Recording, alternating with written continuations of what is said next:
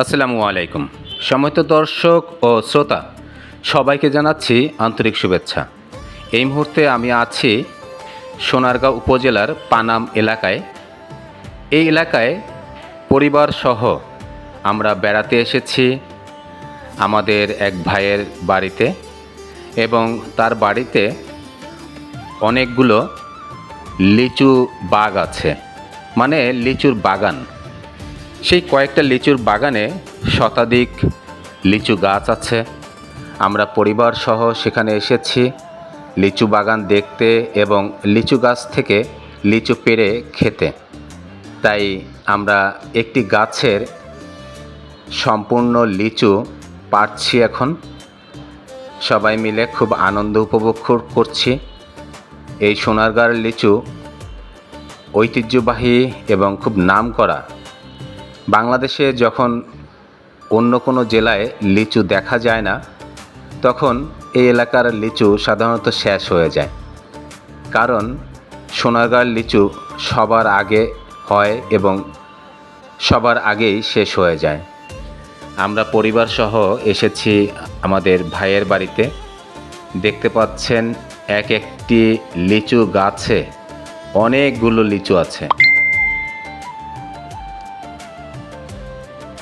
এই লিচুগুলো দেখতে যেমন সুন্দর, খেতেও অনেক সুস্বাদু এবং রসালো। এই গাছগুলোর লিচু কখনো পোকা হয় না, অনেক বড় বড় সাইজের হয় এবং বিচি অনেক ছোট। লিচুর ভিতরে মাংস অনেক বেশি থাকে, খেতেও খুব মিষ্টি। অনেকগুলো গাছ, বেশ কয়েকটা গাছের লিচু পাড়া হয়েছে এবং আরও অনেকগুলো গাছের লিচু এখনও আছে। আমরা হাত দিয়ে ধরে ধরে দেখছি, লিচুগুলো ধরতে অনেক ভালো লাগছে। এভাবে গাছের গোড়ায় গিয়ে লিচু ধরে ধরে দেখে দেখে পেড়ে পেড়ে খেয়ে অনেক আনন্দ উপভোগ করেছি আমরা। এই যে দেখতে পাচ্ছেন লিচুগুলো ধরে আছে, কত সুন্দর লাগছে। কে কে এরকম গাছের গোড়ায় গিয়ে লিচু ধরেছেন কমেন্ট করে জানাবেন। অনেক ভালো লাগছে, অনেক আনন্দ পাচ্ছি। অনেক বড় বড় লিচু গাছ। অনেক বছর যাবৎ এই সোনারগাঁও উপজেলার পানাম এলাকায় লিচু বাগানের একটি ঐতিহ্যবাহী নাম আছে এবং সোনারগাঁ জাদুঘর, পানাম সিটি, অনেক কিছুই আছে দেখার মতন। পাশাপাশি এই লিচুর বাগানে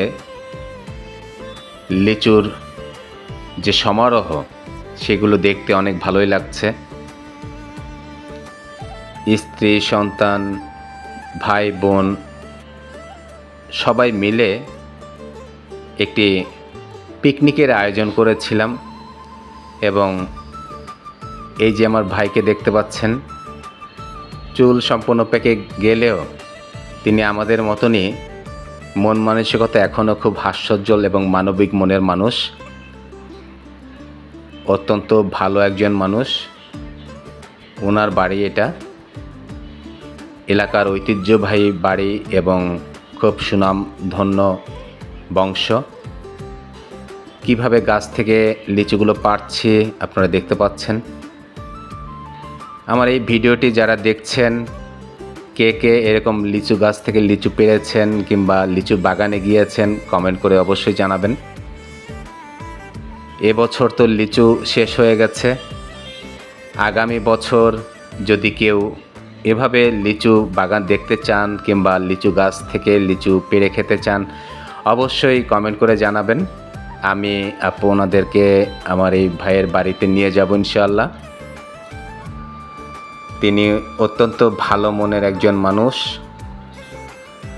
আমাদের পারিবারিকভাবে ভালো সম্পর্ক আছে। গাছ থেকে লিচুগুলো পাড়ছি। আমরা যাওয়ার পরে এই গাছের লিচুগুলো পাড়া হয়েছে আমাদের চোখের সামনেই এবং আমরা উপস্থিত ছিলাম। আমি নিজেও পেরেছি অনেক। প্রচণ্ড গরম পড়েছিল এবং